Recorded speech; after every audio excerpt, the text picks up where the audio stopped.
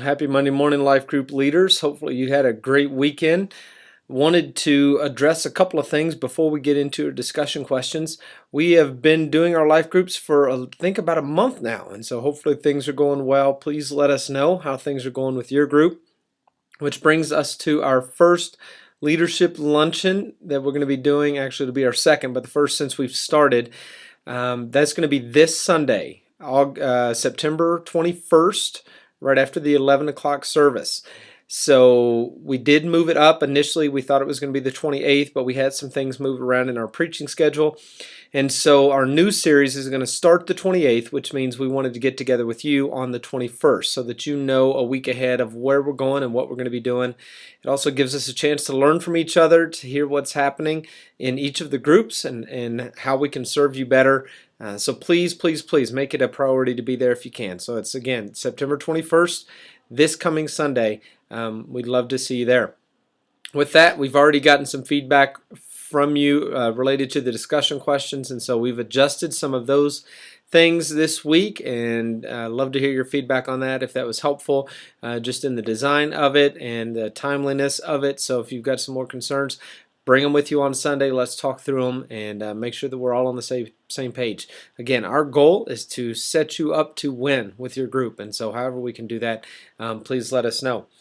With that, I just wanted to also share with you one of the things that I've been asked to do this year is to spend some time actually visiting some of the groups. And so that's a goal that I've set, and I'm going to try to begin doing that actually this week. And so I may be calling a couple of you to set up a time where I can just come and sit in on a group. And again, this isn't about grading. It's about me wanting to build relationships with people who attend our church that I don't get to connect with on a regular basis just through Sunday mornings.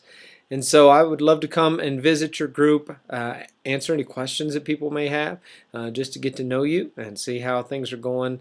And again, it gives me a better chance to understand how I can do questions and discussion questions and how they help. It helps me to relate better to our church when I can get to meet people outside of Sunday morning. So don't be alarmed if I call you. You're not in trouble. It's something I hope to be able to do with every group this year. So with those things, let me go ahead and dive into the discussion questions this week. We actually talked about what it would look like for us to have weird calendars. And we said there's usually two extremes that people fall into: calendars that are way too full or calendars that are way too empty. You know, one of the things that I did this week in my study is I found a study that says that most people are not nearly as busy as they think they are. It was really an interesting piece. I put the link in on the email connected to this link for this video. I would encourage you to read through it. I think it would really add a lot to your life groups this week if you talk about this issue. That, you know, most people think they are busy and exhausted, but the reality is this researcher did for decades has done actual time studies for how people use their time. 130,000 different people. And they always overestimate how much they work and underestimate how much free time they have. And they always underestimate how much sleep they actually get. He says that, and actually over the last several years, we are working less and we are sleeping more and we have more free time than ever. But yet still people feel exhausted and burned out. And so there's some really interesting conversations that I think you could have out of that. Just to really think about what are we doing with the time that we have. The issue isn't that we don't have enough time. What are we doing with the time that we have? So I linked the article. Give it a read. I think, again, it could give you a chance to poke back at people who consider themselves really, really busy. There's just something about our culture that where we wear busyness as a badge of honor. It's as if busyness equals importance. And so when we walk and talk to people, how are things going? Well, I'm busy, busy. That's a badge of honor in our society, and I think this could push back against that a little bit. Maybe we're not nearly as busy as we think we are, and we're compensating for something by describing just being overly busy all the time. So some really interesting conversations I think you'll be able to have. You know, we talked about the Sabbath this week, and the Sabbath really addresses both of the issues of being overbooked with your calendar and underbooked. And depending on the demographics of your group, you're probably going to lean one way or the other. If you got a lot of retired folks, you may lean more toward the empty, even though I know a lot of busy retired folks. And you may have some on the other side. If you've got a lot of young families and they're in the season where their kids are running around doing all sorts of activities, the calendar may be overfull. And so, depending on your group, you probably will lean one way or another. But I think you'll find many of our groups have both. And so it's really, I think it's going to be really cool conversations this week.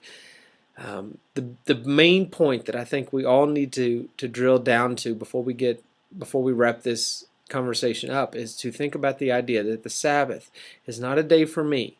It's a day dedicated to the Lord. It's not about a day off. And whether it's going golfing or I meet God in the woods or, I don't want to get into all of that and what ramifications those are, but the reality is it's just not about me. That's the Sabbath. The Sabbath is a day to the Lord, that if my day doesn't revolve around worship and thinking about and pondering and studying and being grateful and thankful for what the Lord is doing in me and around me, then it's not the Sabbath.